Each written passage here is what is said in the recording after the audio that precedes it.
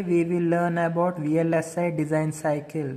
The VLSI design cycle starts with a formal specification of a VLSI chip, follows a series of steps, and eventually produces a packaged chip. A typical design cycle may be represented by the flow chart shown in the figure. Our emphasis is on the physical design step of the VLSI design cycle. However, to gain a global perspective, we briefly outline all the steps of the VLSI design cycle. 1. System specification. The first step of any design process is to lay down the specifications of the system. System specification is a high-level representation of the system. The factors to be considered in this process include performance, functionality, and physical dimensions, size of the die chip.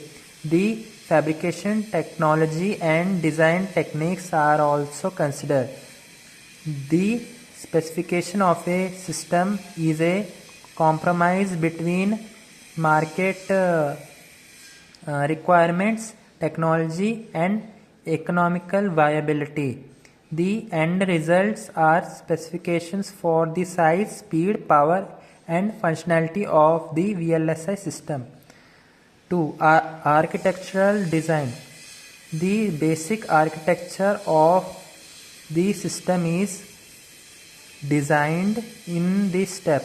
This includes such dimensions, such decisions as RISC-reduced instruction set computer versus CISC, complex instruction set computer, number of ALUs, floating point units, number and structure of pipelines, and size of caches, among others. The outcome of architectural design is a micro-architectural specification, MAS. While MAS is a textual English-like description, architects can accurately predict the performance, power, and die size of the design based on such a description. Such estimates are based on the scaling of the existing design or components of existing designs. Since many designs, especially microprocessors, are based on modifications or extensions to existing designs, such a method can provide fairly accurate early estimates. These early estimates are critical to determine the viability of a product for a market segment. For example, for a mobile computing such as laptop computer, low power consumption is a critical factor due to limited battery life. Early estimates based on architecture can be used to determine if the design is likely to meet its power spec. 3. Behavioral or functional design. In this step, main functional unit of the system is identified. This also identifies the interconnect requirements between the units. The area, power, and other parameters of each unit are estimated. The behavioral aspects of the system are considered without implementation specific information. For example, it may specify that a multiplication is required, but exact in which mode such multiplication may be executed is not specified. We may use a variety of multiplication hardware depending on the speed and word size requirements. The key idea is to specify behavior in terms of input, output, and timing of each unit without specifying its internal structure. The outcome of functional design is usually a timing diagram or other relationships between units. This information leads to improvement of the overall design process and reduction of the complexity of subsequent phases.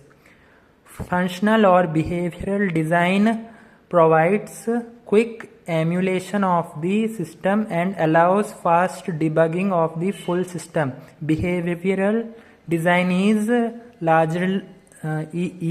largely a manual step with little or no automation help available. 4. Logic design.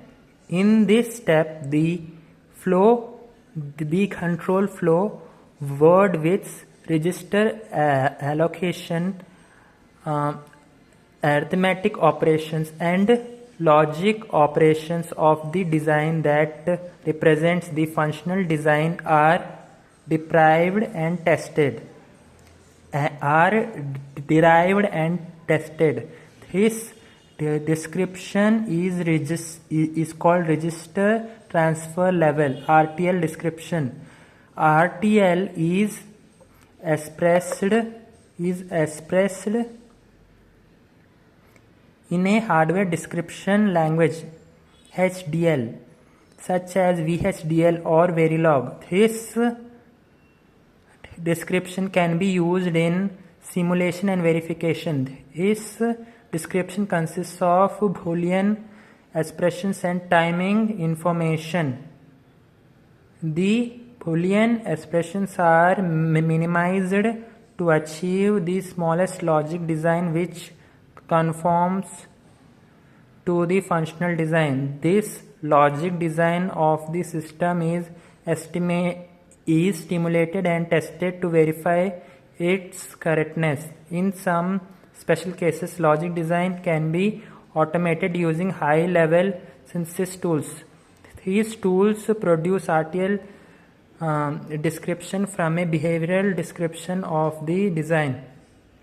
5. Circuit design. The purpose of circuit design is to develop a circuit representation based on the logic design.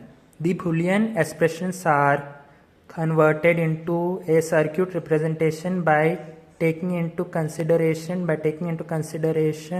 the speed and power requirements of the original design. Circuit simulation is used to verify the correctness and timing of each component. The circuit design is usually expressed in a detailed circuit diagram. This diagram shows the correct elements, cells, microns, gates, macros, gates, transistors, and interconnection between these elements. This representation is also called a netlist. Tools used to manually enter such description are called schematic capture tools. In many cases, a netlist can be created automatically from logic RTL description using a logic synthesis tools. Today we are ending this. We will be discussing more further in the future. Thank you for watching this video.